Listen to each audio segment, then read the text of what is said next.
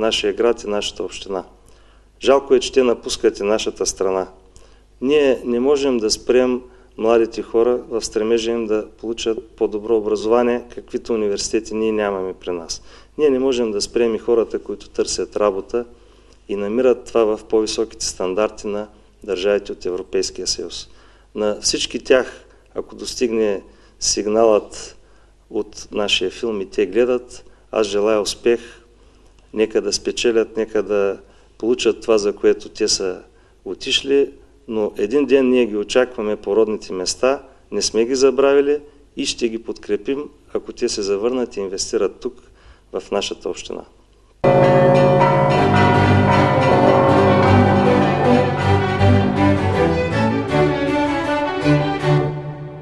Щастлива съм, че избрах да завърша средното си образование в СОУ Панайот Волов. То ми дава възможно най-добрата подготовка за развитието ми след това. Училището разполага с учители, които ни научават на изключително ценни неща. Те са много взискателни, но това допълнително ни мотивира да бъдем по-усърдни върху даденият предмет. Училището разполага с също така два много изключително оборудвани кабинета по информатика, което влияе много благоприятно на учениците, изучаващи профили като информатика и информационни технологии.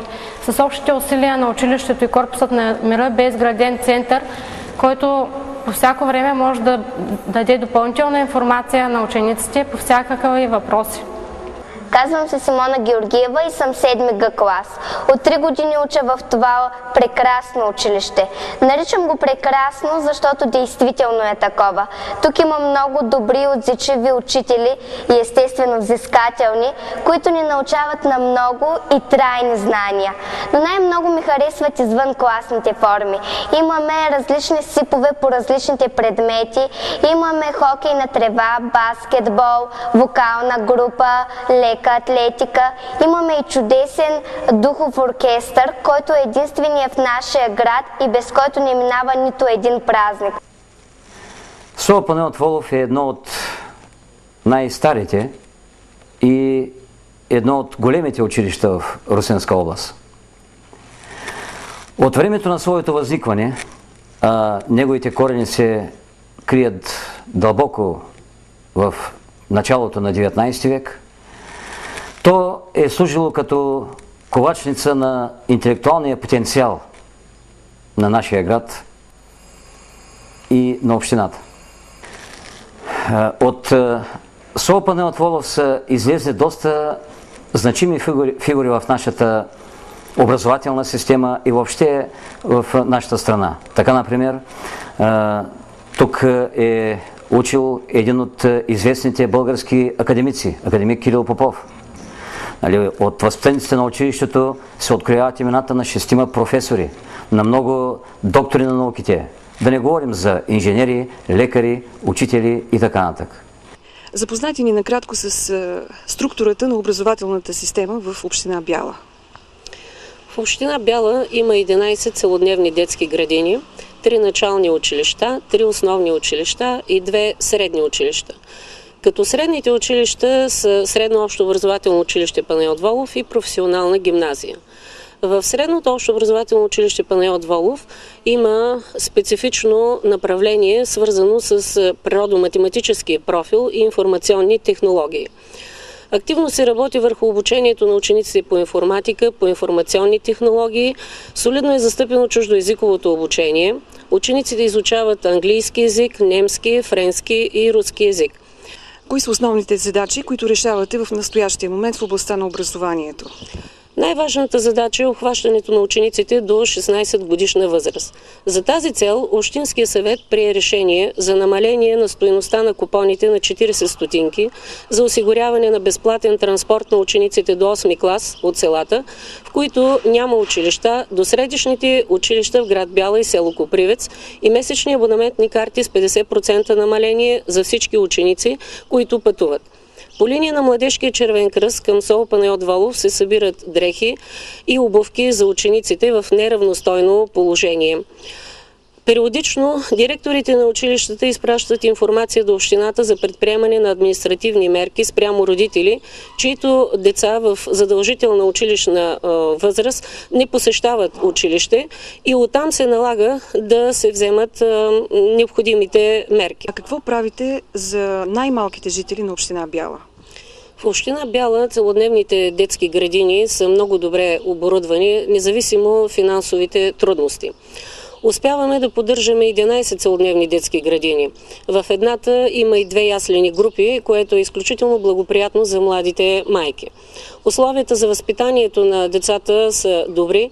Предстои ни пускане на парна инсталация в една от детските градини, с което 3 детски градини ще бъдат с парно отопление, което е голямо предимство в тези сурови зими, които имаме напоследък.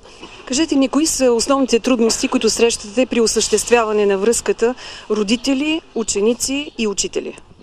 По принцип в училищата се държи много на връзката с семейството. Редовно се провеждат родителски срещи с представители на различни институции. И това помага да се вземат на време мерки за подрастващите.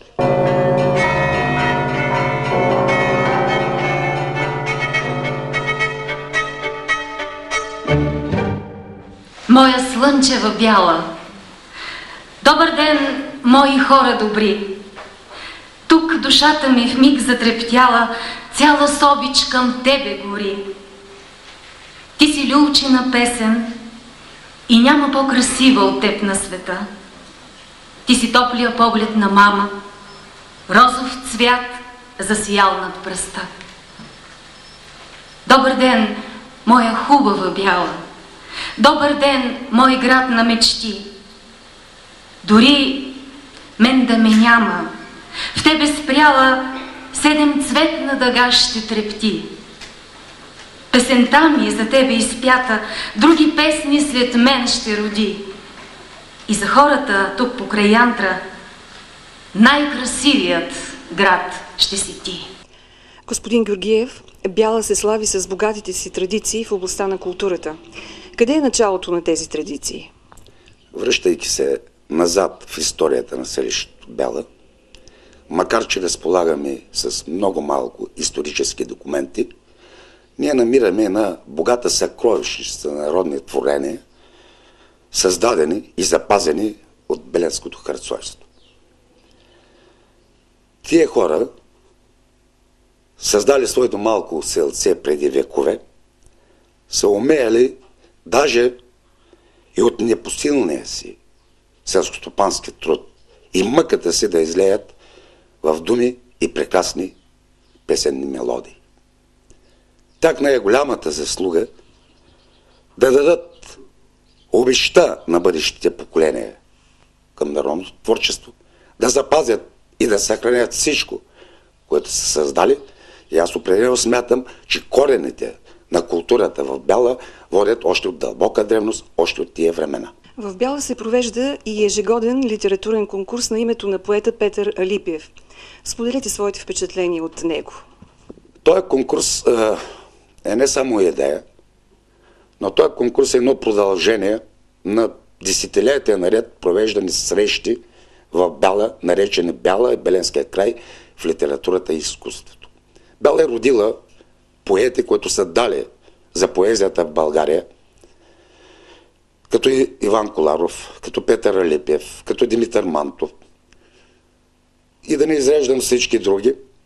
И ние решихме на първия починал от тях Петър Алипиев да озаглавим типично нашо беленско тия срещи да се превърнат в конкурси от национален мащаб. Идеята е много проста. Не искаме да отворим литературния живот на Бяла за страната. Смея да твърдя, че успяхме да покрием почти, ако не 100%, всички региони на страната. На тази годишния конкурс участваха около 260 автори от цялата страна, като почнем до Петрич, Минин, София, Пловдив, Варна, абсолютно всички бивши окръжни градове, абсолютно всички региони на страната. Това е едното голямо предимство. Има и проблеми, на които сме критикувани.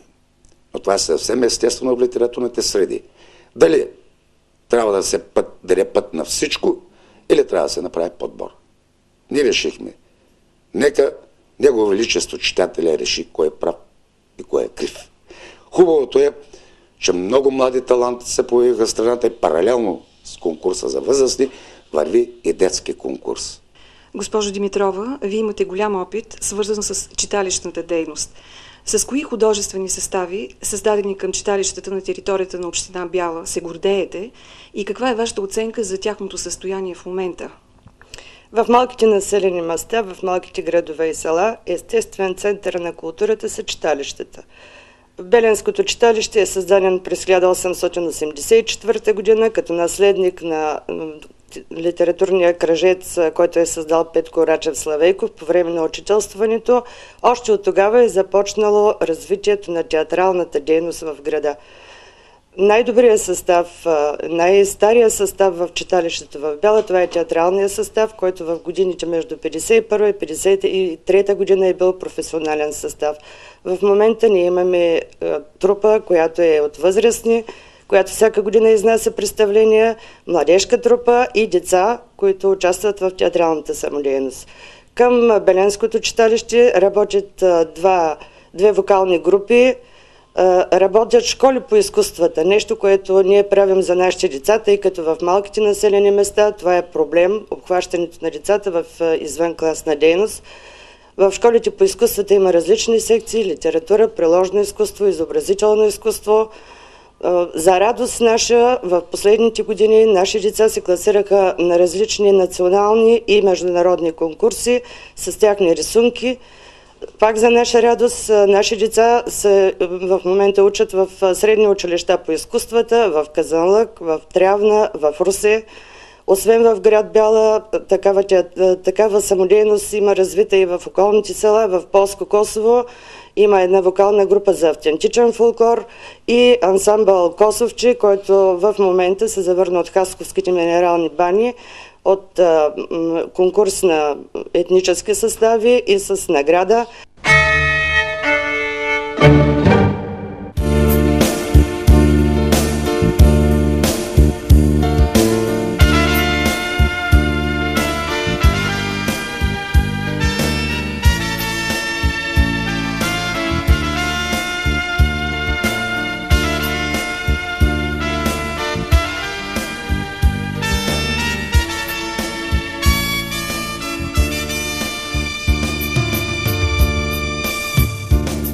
Добър ден, моя слънчева Бяла. Добър ден, мои хора добри. Тук душата ми в миг затрептява, цяла совест към тебе гори.